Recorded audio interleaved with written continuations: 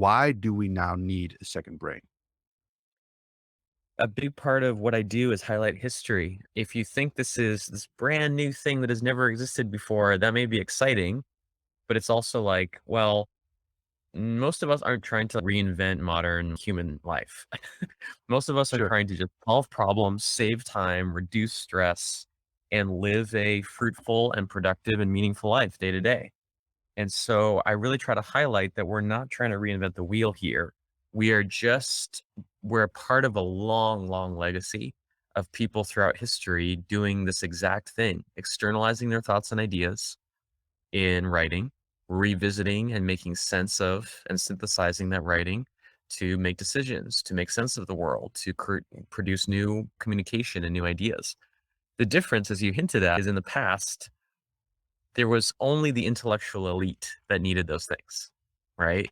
Going back to the 1800s, 1700s, it was only renowned philosophers, world famous writers, heads of state who even had access to that the volume of information that necessitated this thing, this system, the second brain. Now that has been democratized, which is wonderful. We all now have access to all the information, all the knowledge, all the answers we could ever want. But it's also a curse. It's a blessing and a curse because unlike a head of state or a famous artist, we don't have assistants and people who work for us and a whole team of archivists managing all of this for us. It's all us. All of that information and decisions and choices and uncertainty is on our own shoulders. Not only do we have our full-time job and our main thing, we also have a part-time job as an information archivist, an information manager. And there's just no time. There's just no time left in the day.